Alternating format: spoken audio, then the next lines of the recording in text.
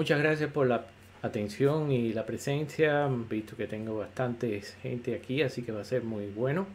Este tema es muy interesante y es cómo encontrar económicamente su próximo depósito, ya sea de oro, cobre, metales o petróleo, gas, agua, asfalto, rubíes, prácticamente cualquier tipo de yacimiento que esté o controlado o formado por estructuras lineales. Entonces, como me presentaron, mi nombre es Ricardo Valls, soy un graduado de l'ENGRI. Esa era la mejor universidad que existía en Europa, en Moscú, en la antigua Unión Soviética. Me gradué en el 1983, lo cual quiere decir tengo 37 años de experiencia. También soy PGO en Ontario y persona calificada. Y esa cara sonriente que ven ahí a la izquierda, ese soy yo. En aquella época en Cuba ni siquiera teníamos fotos a colores. Soy también el autor de varios libros de geología, de QA/QC, del uso de inteligencia artificial y aprendizaje automático. En la conferencia de hoy no van a tener que tomar muchas notas. Los que estén interesados, aparte que va a haber un video, los que estén interesados pueden contactarme y les puedo pasar el PowerPoint de esta conferencia. Otra fuente de información, ahí están los links a los siguientes libros y textos que aparecen mayormente en LinkedIn. También yo tengo un canal en YouTube de geología.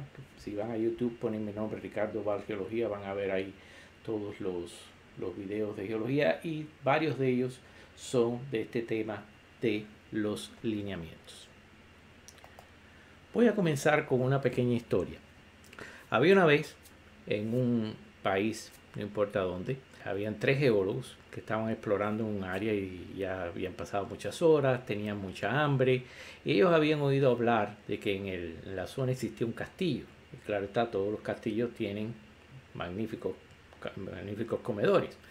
Y bueno, fueron buscando y al fin, ya hacia el final de la tarde, encuentran el castillo, comienzan a pasear por los corredores y van teniendo indicios de que sí, que hay algo, ven migajas de pan en el piso, sienten el olor de la comida en algunos lugares, es interesante.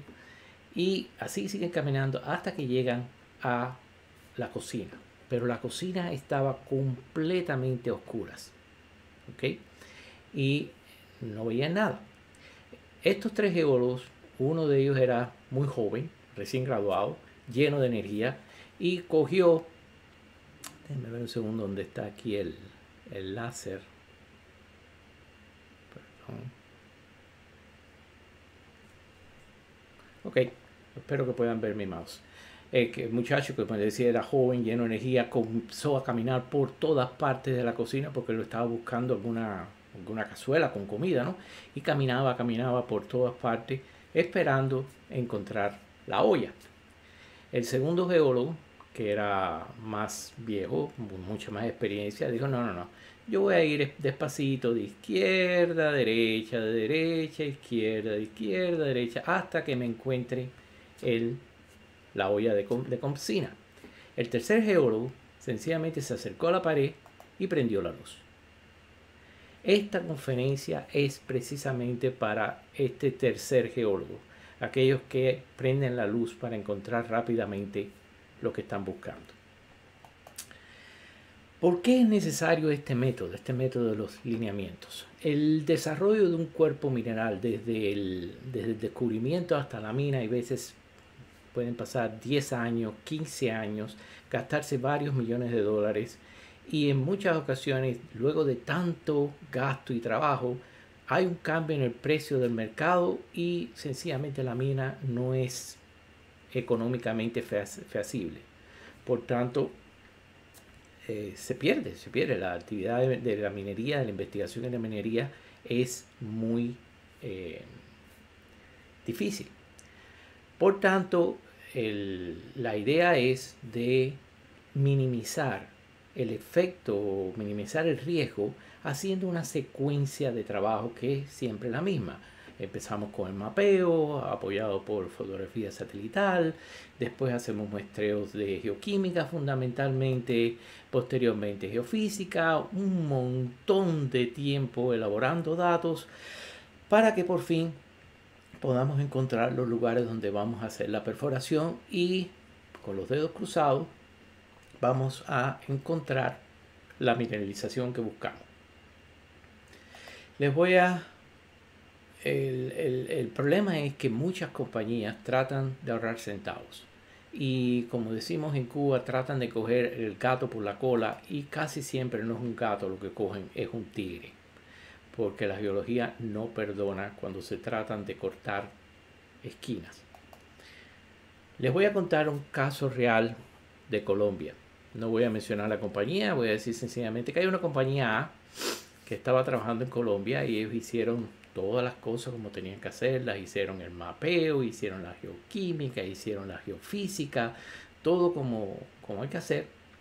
Y al final encontraron una zona mineral o una zona, la cual perforaron y descubrieron una zona mineral que en estos momentos es un depósito.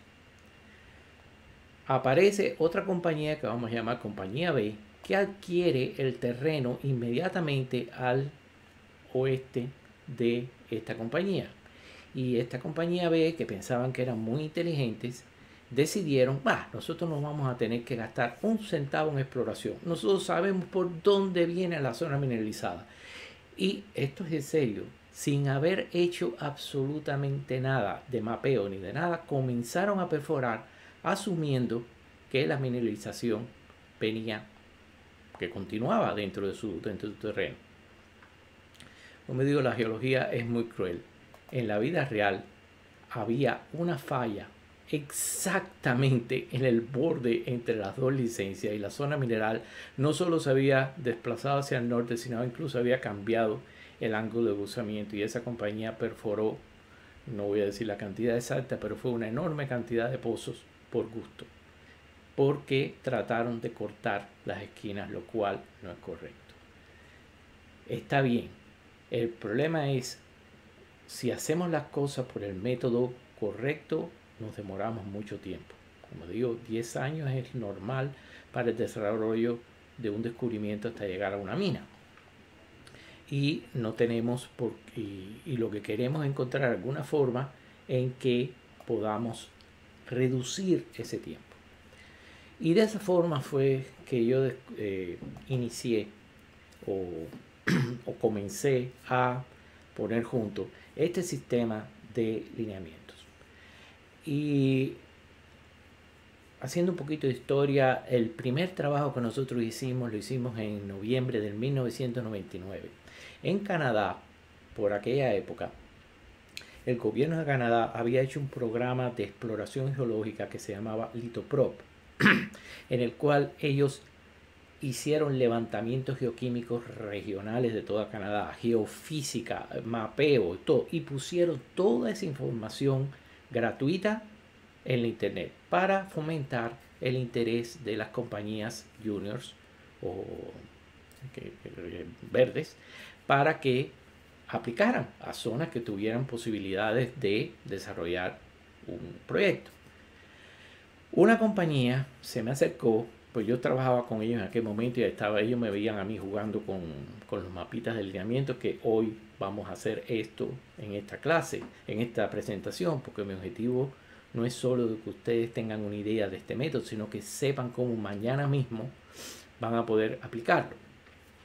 Bueno, esta compañía se me acerca y dice, bueno, Ricardo, tú que siempre estás con tus estructuras y demás, ¿puedes tú, antes de que salgan los resultados públicos, puedes tú sugerirnos algún área para nosotros aplicarla antes de que se hagan los trabajos públicos?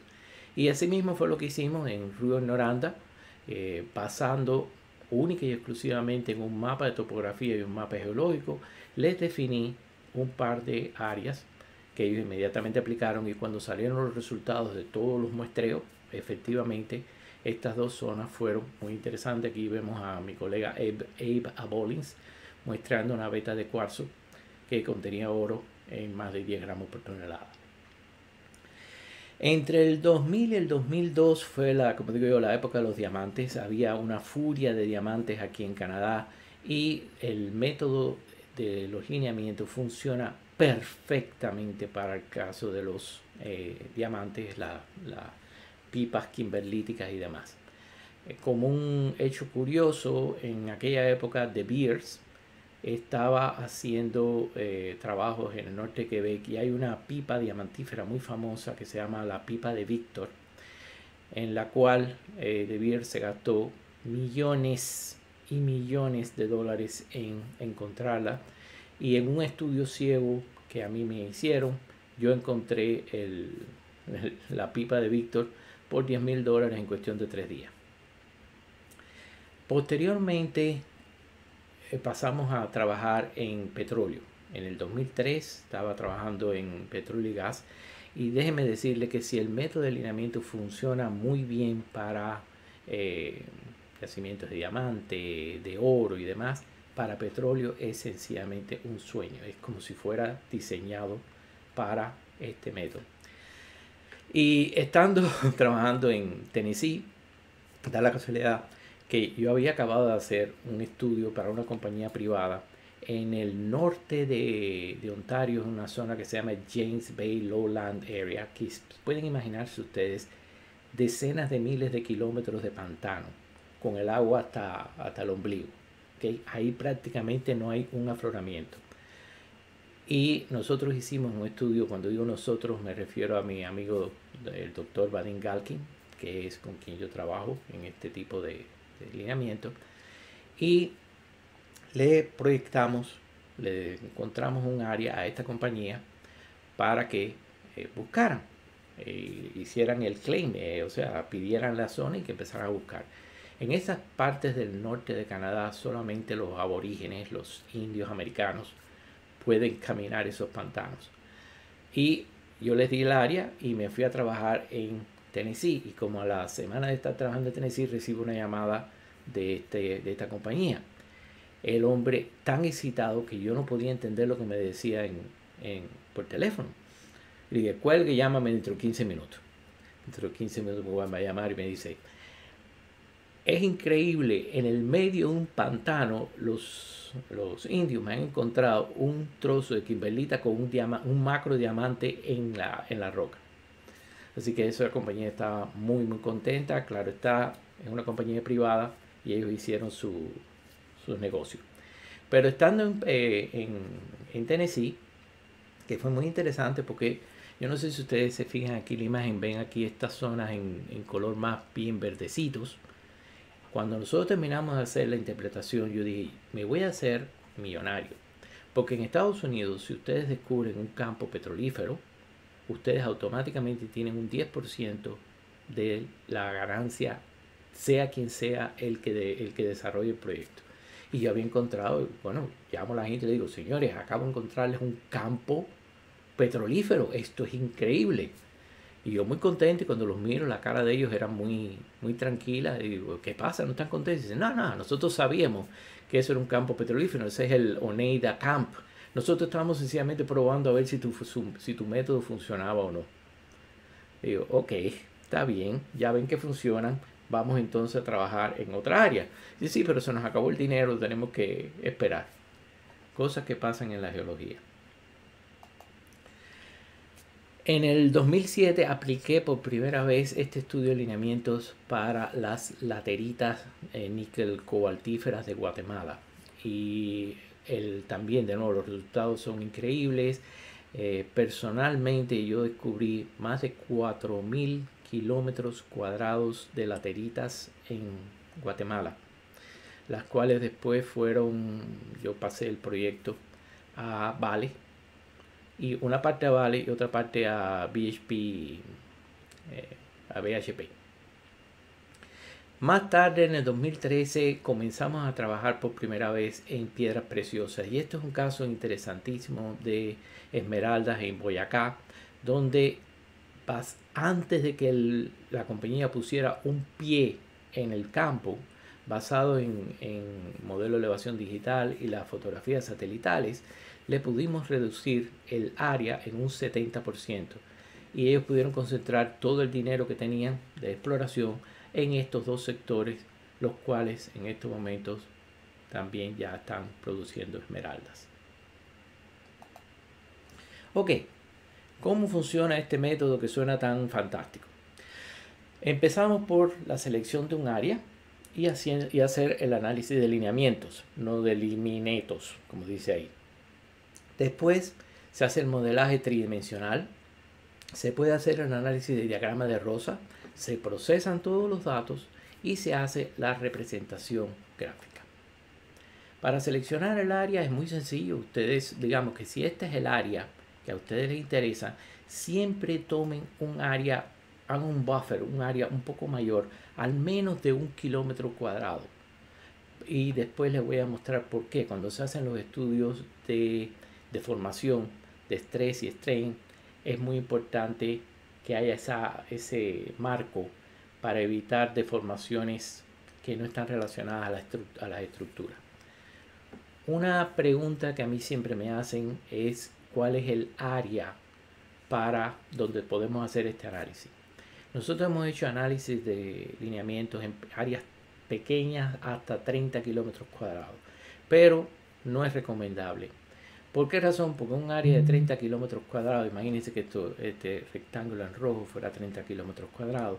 Si hubiera aquí, en esta esquina, una estructura circular, la interpretaríamos como una estructura lineal, porque nada más que estaríamos viendo un segmento bastante pequeño de esa estructura. Por tanto, es preferible tener un área como mínimo de 100 kilómetros cuadrados. Nosotros hemos hecho este estudio a nivel continental. Por ejemplo, hace poco terminamos un estudio de lineamiento completo de Jamaica. Terminamos un estudio completo de lineamiento de Honduras. Mientras más grande es el área, mejor trabaja el sistema. Una vez definida el área, y esta es la parte que ninguna computadora va a hacer. No hay una computadora que tenga la capacidad de discernir líneas y estructuras como el ojo humano. No hay. Es posible que las estructuras llamadas principales, sí puede ser que haya algún programa de computación que los pueda hacer, pero ya de aquí, secundarias y terciarias, no. Esto hay que hacerlo a mano. Y por eso que yo digo que esto no es un cuento ¿cómo se dice?, de caja negra. Esto es pura geología y cualquier geólogo puede hacerlo. ¿Okay? Y yo preguntaba al principio cuál era la composición de este grupo. Me dijeron que había algunos ya graduados, otros que todavía están en las universidades. Los que están todavía en la universidad, aprovechen antes de terminar y repasen estructuras, repasen geología estructural. Los que ya se graduaron, aprovechen este recordatorio, porque como verán, ustedes van a ser capaces de hacer esto ustedes mismos. Existen 4 tipos principales de lineamientos. Los llamados principales, que son estructuras más o menos alineadas, no tienen por qué ser líneas, más o menos alineadas. Las características que tenga más de 10 kilómetros cuadrados. Las secundarias son estructuras más o menos lineales que están entre 5 y 10 kilómetros cuadrados, y las terciarias por debajo de 1 a 5 kilómetros. Y las circulares, bueno, ya son círculos o semicírculos o elipses y demás. Cada una de estas estructuras tiene su valor. En primer lugar, las estructuras principales, como les decía, son como mínimo de 10 kilómetros de largo. Hay una regla en la geología estructural que dice que la profundidad de una estructura es al menos 2/3 partes su largo.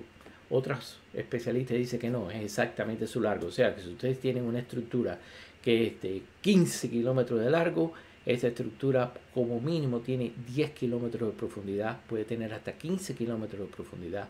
Por tanto, esas estructuras siempre se van a mantener activas o van a ser las primeras en reactivarse si hay cualquier tipo de proceso geológico, orogénesis, terremotos, ajuste de las placas, etc. Por eso, esas líneas principales son muy importantes porque permiten el material del manto y de la profundidad de la tierra de subir. Es un caso muy específico, por ejemplo, el oro orogénico, que ustedes saben que se forma en el contacto entre las anfibolistas y los esquistos verdes, siempre y cuando hayan estructuras, como estas estructuras lineales, que permitan la dehidratación de la anfibolita en los esquistos verdes para formar estos tipos de depósitos orogénicos. Las estructuras, las estructuras principales, imagínenselas como los grandes conductores. Las estructuras secundarias y terciarias son las que hacen las trampas tectónicas, donde esos fluidos que se están moviendo con cierta velocidad a través de una estructura principal llegan a una zona donde no pueden moverse con esa facilidad y precipitan. Ahí es también donde encuentran ustedes que el líquido se puede transformar inmediatamente en gas por un cambio de presión. Ahí también puede estar el contacto entre aguas pluviales de lluvia con las aguas ricas en mineralización. O sea, estas estructuras secundarias y terciarias son muy importantes como las trampas. Y por último, las circulares, ni siquiera hay que explicarlas, los volcanes, los intrusivos, etc. Todos esos forman estructuras circulares. ¿Ok? Ahora, como yo les dije, yo quiero que al final de esta presentación ustedes sean capaces mañana mismo de empezar a aplicar este método en su forma más elemental en sus áreas de trabajo.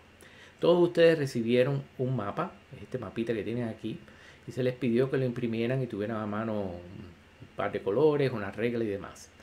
Y yo quiero que ustedes ahora comiencen primero a definir los lineamientos principales que ustedes vean aquí. Normalmente, una forma muy sencilla de hacer esto es tener la hidrografía en el mapa, porque cada vez que ustedes tienen un río que iba vertical y de pronto dobla a la izquierda, ahí hay una intersección de lineamiento, porque los ríos van a seguir las estructuras lineales. Muchos incluso aquí en América le llaman cricología, de la palabra creek, que es arroyo.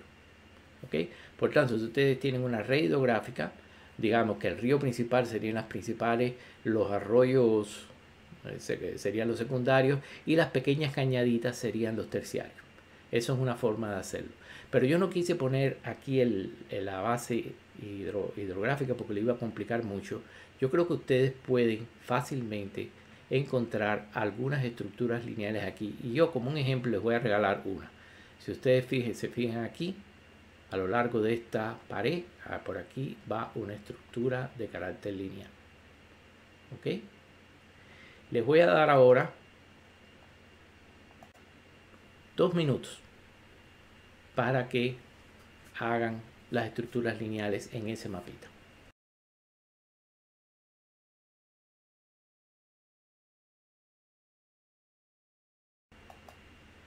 Ok, espero que hayan encontrado estas son las principales líneas lineamientos principales en este mapita. ¿Okay? Ahora les voy a dar de nuevo un par de minutos para que traten de encontrar algunas estructuras secundarias. Recuérdense, las estructuras secundarias van a tener una cierta alineación, por ejemplo, que le estoy marcando una, y no van a ser tan grandes como las principales. ¿Ok? Les voy a dar, como les decía, un par de minutos.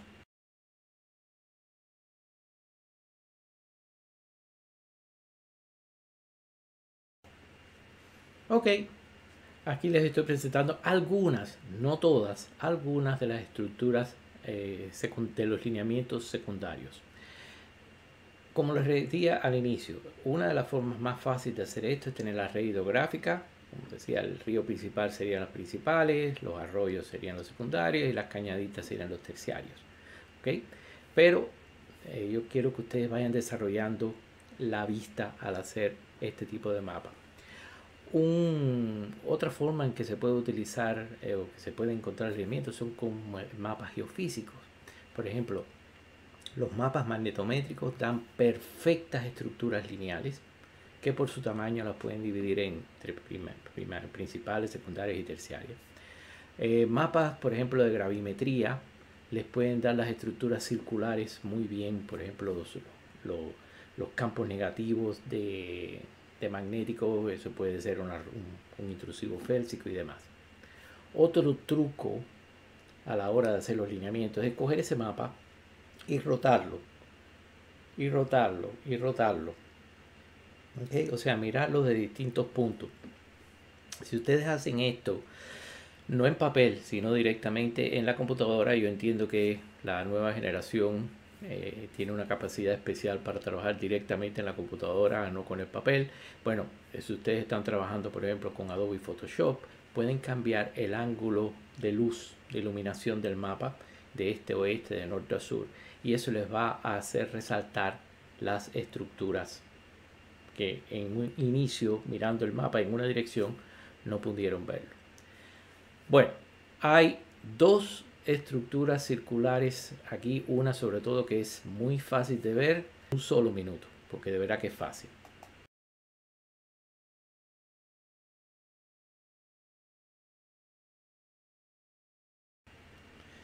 Y espero que hayan por lo menos encontrado esta estructura de aquí. Recuérdense que no tiene que ser circulares en específico, pueden ser elípticas, pueden ser un semiarco y demás. Esta era fácilmente visible, la otra es esta de aquí. ¿Ok? Bien. Como les digo, este mapita que ustedes estuvieron ahora mismo haciéndolo, lo van a tener siempre a mano, pueden practicar y practicar y practicar. Esto es algo que solo viene con la práctica. Como les digo, no hay ningún programa de computación que pueda hacer estructuras lineales de carácter secundario o terciario. No son capaces de definirlas. O si las definen cosas que no son reales. Por ejemplo, si hay una carretera o una cerca o una línea de árboles, cosas así, que ustedes como geólogos, como personas, pueden darse cuenta que no, esto no es una línea real. La computadora es incapaz de definirla. Ok, si ponemos juntos todos estos gráficos, tenemos la combinación de todos los lineamientos y verán que yo he puesto unos pequeños círculos en las intersecciones de algunas, no todas, porque si no estaría esto lleno de círculos, las intersecciones entre cada tipo de estructuras lineales, principales, secundarias, circulares. Aquí no determinamos las terciarias porque sencillamente sería imposible, pero por ejemplo, aquí hay una terciaria, aquí hay una terciaria, terciarias hay miles. Hay un caso muy famoso en que el doctor Calkin, que es mi colega, dibujó a mano 250.000 elementos terciarios en un área de 50 kilómetros cuadrados. Es así, él tiene esa capacidad. Ok, una vez que tenemos el mapa, ahora, ¿cómo vamos a contabilizar esto para poder hacer después nuestros mapas pronósticos? Muy sencillo. A este mapa le añadimos una grilla. ¿Okay? Una grilla, y la grilla depende de la escala con que nosotros vamos a trabajar. Y la escala depende del grado de detalle con que nosotros estamos haciendo el trabajo. Si ustedes están trabajando en un área de 1000 kilómetros cuadrados, no pueden tener un grado de detalle, bueno, pueden tenerlo, pero se van a demorar la vida. Por tanto, a 1000 kilómetros, 2000, 3000, 10.000 kilómetros, ustedes van a trabajar a escala 1 en 100.000. Si están trabajando en áreas pequeñas, digamos 50, 100 kilómetros, pueden hacerlo hasta incluso hasta grillas de, digamos, 5.000 o 10.000.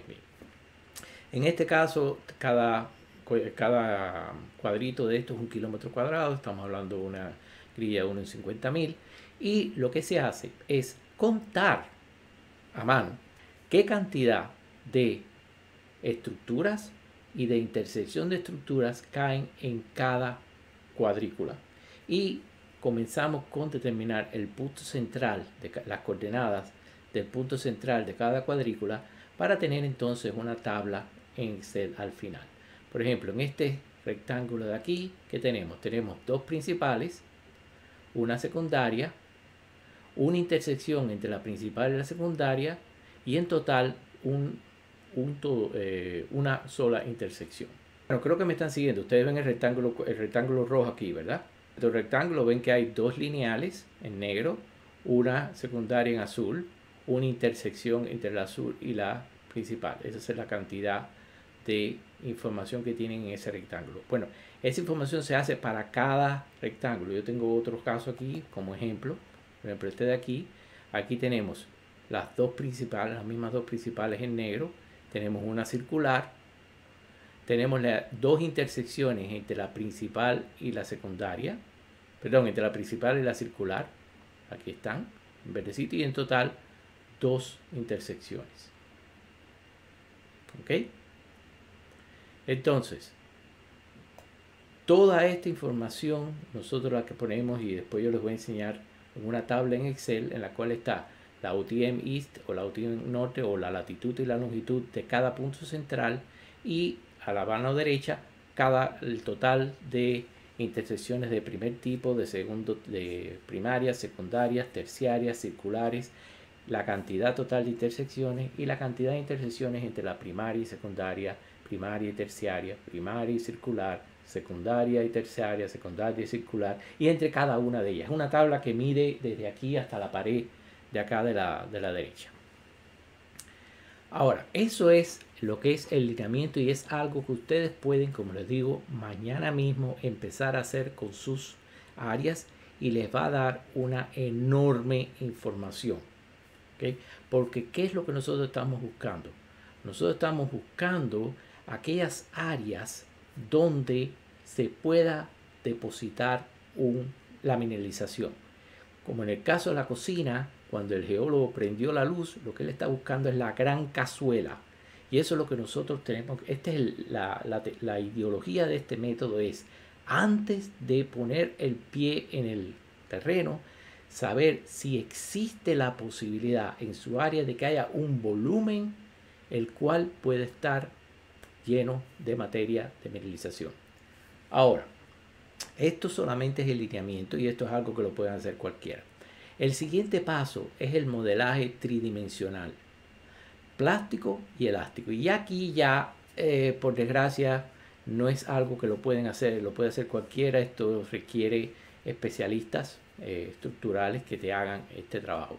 Pero la metodología es que se prepara un modelo con arena y arcilla, en el cual ahí a la izquierda ustedes ven los lineamientos principales.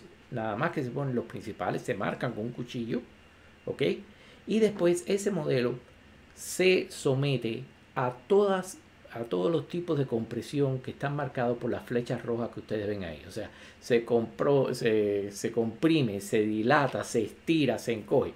Y cada vez que se hace una deformación, hay un grupo, como ven a la derecha, hay un grupo de fallas o estructuras que se van a abrir y otro grupo que se va a cerrar. ¿Okay? Cada vez que se hace una deformación, nosotros le tomamos una fotografía a eso que ustedes ven aquí a la derecha y volvemos a armar el muñeco. O sea, esto es un proceso muy lento, porque cada vez que se deforma hay que volver a hacerlo de nuevo, marcar el alineamiento y deformarlo en otra dirección, y ver en esa otra dirección cuáles son las estructuras que se abren y cuáles son las que se cierran. Claro está, al final, cuando nosotros superponemos todas las fotografías, y son 36 variantes, ¿ok? Cuando nosotros superponemos todas las fotografías, vamos a obtener un mapa como el que ven aquí a la izquierda, donde las zonas rojas son aquellas zonas, aquellas estructuras donde no importa de dónde viniera la presión, la compresión, la dilación, cualquiera que fuera la deformación, esas zonas siempre o casi siempre se mantenían abiertas. Las en azul son zonas que siempre o casi siempre se mantenían cerradas, y las en verde medio camino.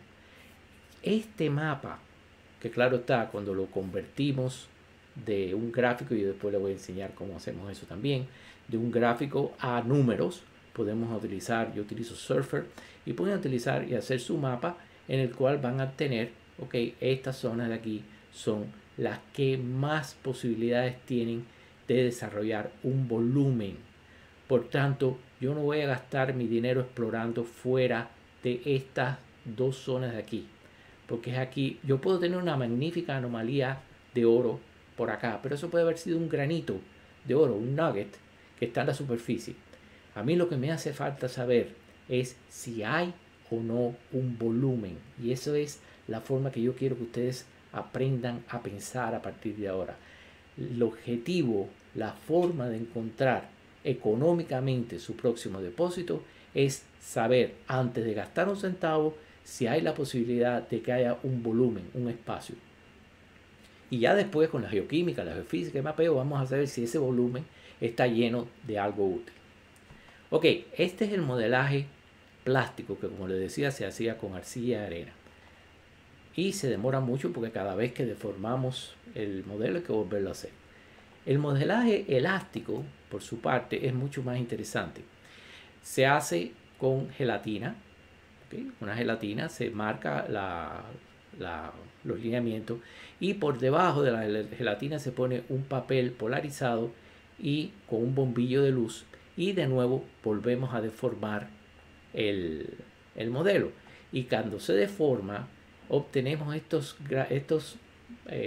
difracciones, que es lo mismo que cuando ustedes están estudiando mineralogía o petrografía y trabajan con el prisma de Nichols, cuando giran, que en algunos lugares obtienen el color azul y rojo. En este caso, el rojo es las zonas que tienden a abrirse y el azul son las zonas que tienden a cerrarse. La ventaja de hacer el modelaje elástico, en primer lugar, que tan pronto terminamos de hacer la deformación, el modelo vuelve a su estado original. Por tanto, es mucho más rápido, lleva un par de horas, mientras que el modelo plástico puede llevar un par de días o más.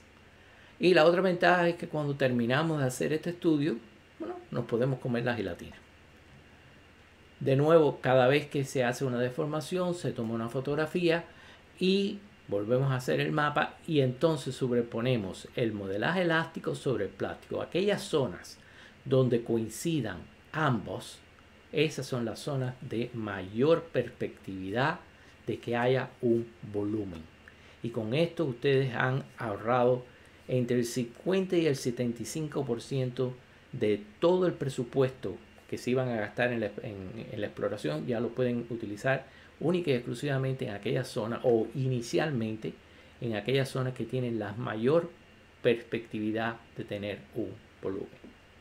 Pero esto no es todo, ¿okay? Ustedes pueden también, a esto del estudio del alineamiento, podemos añadirle otras fuentes de información, ya sea geofísica, geoquímica, imagen satelital, todo lo que ustedes puedan conseguir y digitalizar, lo podemos incluir en este estudio, y yo les voy a explicar cómo es que se puede hacer esto. ¿Okay? La única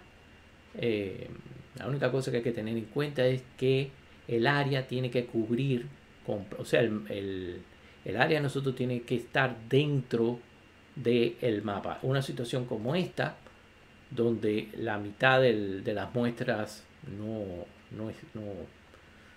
tienen datos, no nos sirve. ¿Okay? Los datos deben de cubrir completamente el área de estudio. Ok, ¿qué pasa si no tenemos los datos digitalizados? Nada más que tenemos los mapas. Y esto sucede mucho cuando trabajamos en áreas antiguas donde los mapas se pintaban incluso a colores, y todavía no existen los datos digitales. Tienen una fotografía satelital, que es una foto. Bueno, hay una forma, un truco que yo les voy a decir que pueden hacer cuando trabajan con datos que no son digitales, que es un mapa. Abran la imagen en Adobe o en cualquier programa que tenga el famoso gotero, ¿okay? El eyedropper. Y lo que hacen es sencillamente crear una grilla, o sea, digamos que van a coger un punto cada 100 metros, y con el gotero van cliqueando en cada uno de esos puntos del mapa. Y cada vez que ustedes van a cliquear en un punto del mapa, van a obtener aquí a la derecha, aquí abajo, van a tener la composición de dicho punto. Y ustedes pueden incluso, por ejemplo, no ponerlo de puntos, sino poner como un averaje de 3×3 píxeles, o sea, de 9 píxeles alrededor de la puntica del gotero. Y así pueden ir convirtiendo todo su mapa gráfico en un grupo de 3 números de rojo, azul y amarillo, o el cian, el amarillo, negro, el CMKB, ¿okay? Cualquiera de estos dos secuencias de números pueden utilizarlo para convertir su mapa en números digitales.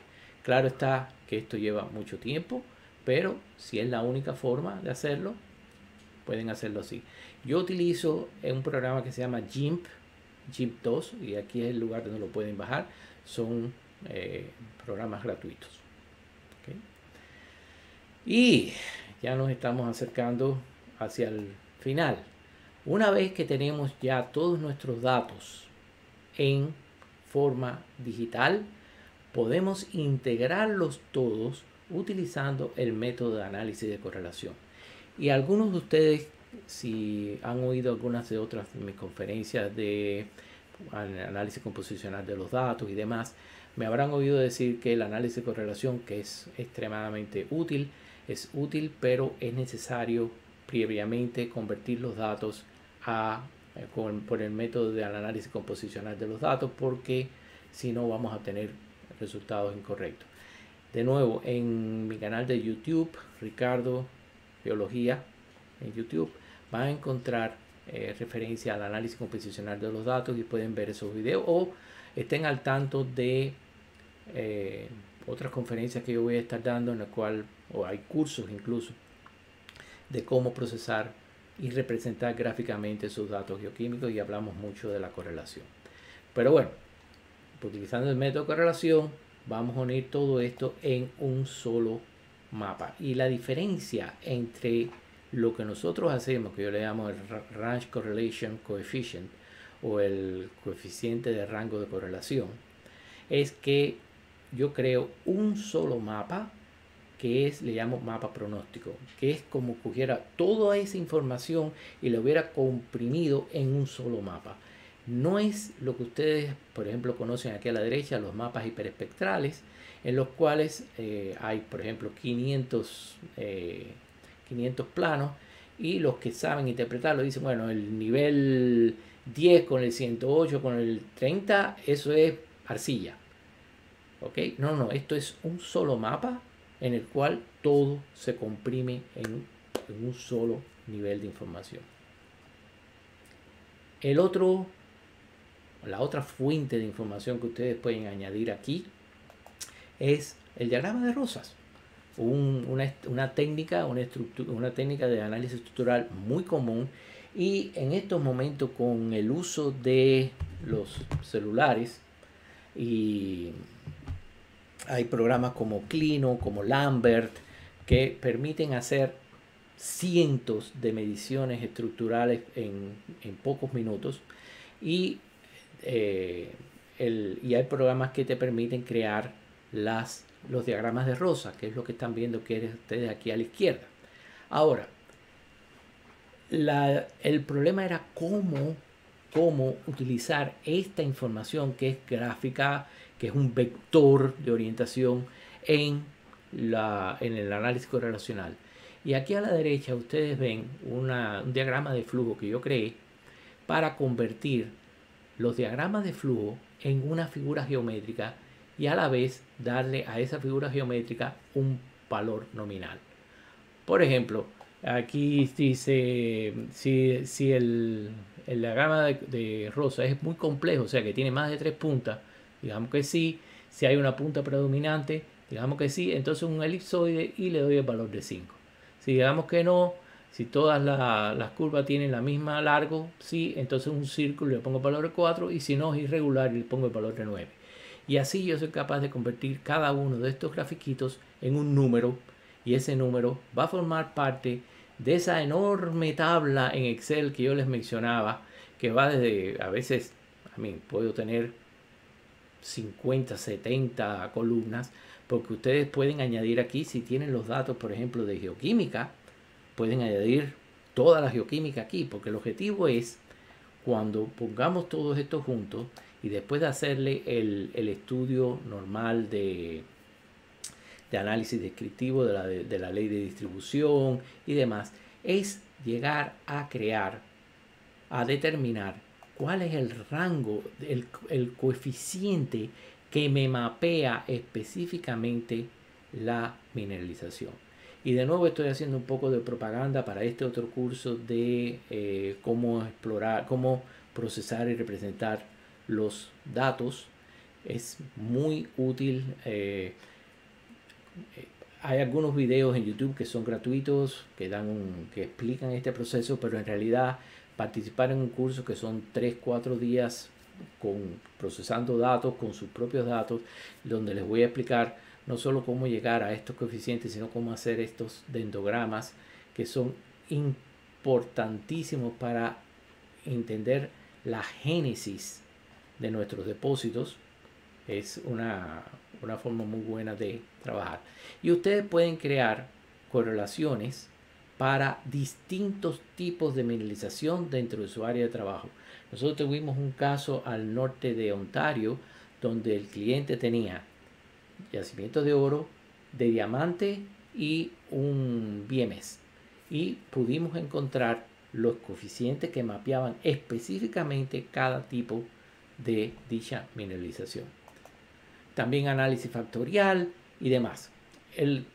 La cuestión es que al final, en vez de tener 700 mapas distintos y demás, vamos a tener un solo mapa, este que ven aquí a la izquierda, en el que lo llamo el mapa pronóstico, donde está combinada no solo las zonas que tienen los volúmenes, sino toda aquella información ya geoquímica, geofísica y demás, diciéndonos que arriba de esas zonas de volumen hay anomalías geoquímicas, geofísicas, etc. El mapa que ven a la derecha es el mismo, lo que un poco más simplificado. Este era un área que tenía en total 540 kilómetros cuadrados, las cuales la redujimos en un 75% a este pedacito de aquí que se llama Vázquez-Sor, que en este momento es una mina. Este de aquí, que posiblemente tenga hasta más valor que Vázquez-Sor, pero está en la frontera con Azerbaiyán y una zona de guerra en este momento. Y esta zona de aquí, que es Guerí, que tiene también 2 minas desarrollándose en este momento. Es uno de los mejores casos que hemos tenido en nuestra historia. También quería mostrarles un caso específico de cómo la representación gráfica de los diagramas de Rosa. Esto es un caso en Colombia donde hay una compañía muy buena, muy famosa, que tiene depósitos en esta zona de aquí, en el medio. ¿Okay? Y ustedes, si se fijan, esta anomalía tiene una banda un poco más al sur. Y esta parte del sur ellos no la habían tocado y en este momento están expandiendo sus trabajos de exploración para esta zona. De nuevo, aquí les dejo otras fuentes de información. La mayor parte de ellos están en LinkedIn. Muchos están en inglés. Hay algunos trabajos en español. Hay un video en mi canal de YouTube donde Vadim muestra el uso del diagrama de 3D plástico y elástico, lo cual es extremadamente interesante. Y es prácticamente la hora. Muchas gracias por su atención. Aquí tienen mis contactos en mi WhatsApp. Los que quieran mandarme su WhatsApp los puedo poner en un grupo que yo lo llamo seminarios y cursos, para que estén al tanto de las próximas conferencias o clases que vaya a dar. De nuevo, muchas gracias por su atención y si hay alguna pregunta, es la hora de hacerlas.